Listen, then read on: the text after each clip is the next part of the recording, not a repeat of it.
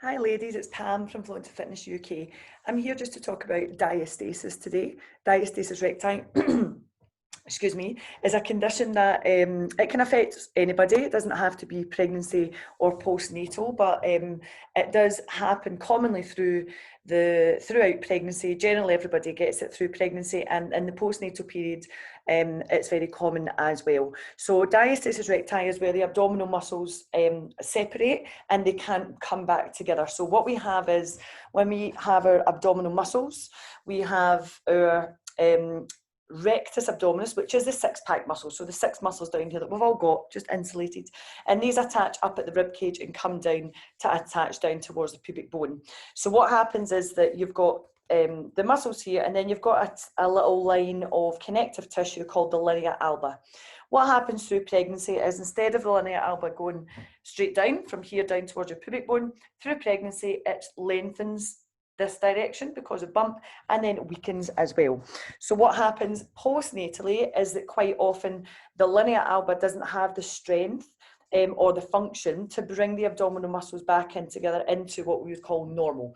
Now, up to a gap of up to about 1.5 centimetres or up to about 1.5 to 2 fingers is quite normal.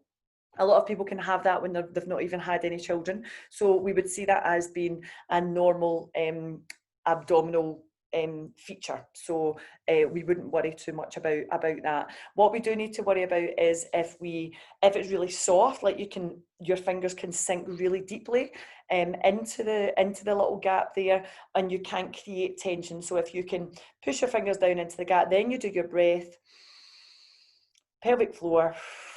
And if you don't feel any change in the tension, then it probably means it's a little bit weaker. So your first port of call would be the deep breath and the pelvic floor activation. That's the first part to getting this diastasis a little bit more functional so that we can work with it.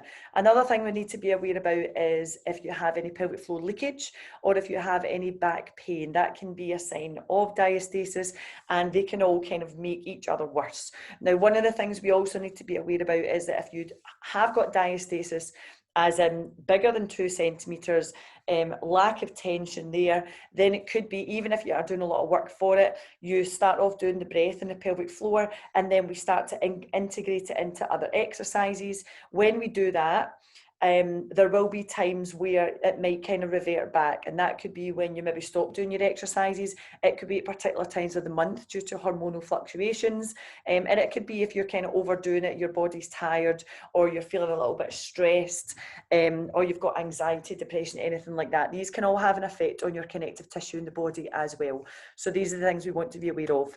You do have a video to self-check, so you can have a gap above the belly button. You can have a gap below the belly button.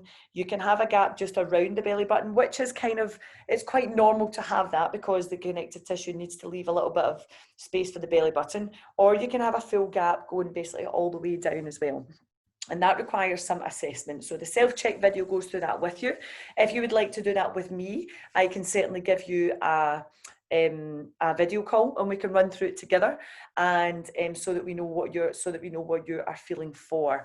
So things that affect diastasis: how you're breathing, how you're lifting, how you're exercising, particularly if you are maybe a little bit further down the line, if your maybe children are maybe 2, 3, 4, 5, 6, 7, they're a little bit older, and this is you just realizing that you have got diastasis or is something that's just come around. If you're already doing a particular type of exercise, you want to integrate the breath and the pelvic floor activation in with that type of exercise as well, and that's called the pelvic floor integration. Almost forgot what it was called there.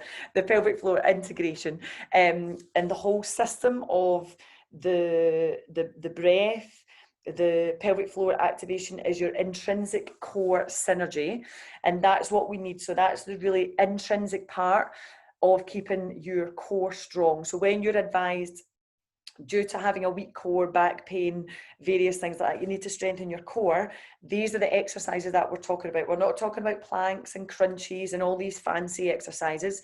Strip it back, take it back to basics, do the breath and the pelvic floor, because that can actually be really difficult to do And if you haven't mastered that, then you're not going to have those foundations that you can then apply this into your other exercises. And then things can start to get a little bit worse, and it can maybe, if you're not getting the back pain or the pelvic floor issues, these things can come around as well.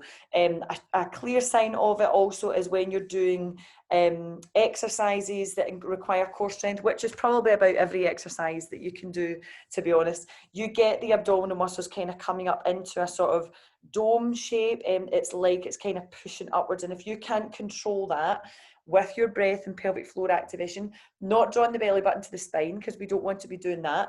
If you're in say a press up position, like a plank or a press up, and you're like, oh, I'm kind of doming there, when you come up for your press up, if you exhale, activate the pelvic floor, and you can control that pressure, as in you see it drawn back inwards via doing the pelvic floor activation, that means that you've got a functional diastasis, and you can carry on doing general exercises as long as you can control the pressure in the abdomen as well. Hopefully that helps a little bit, going through what diastasis is, what the effects of it are, and how we start working on it. It can be very individual, particularly if you do have maybe 4, 5, 6 centimeters. It's quite a specific it's a more, you need a little bit more advice with that, and that would be one-to-one.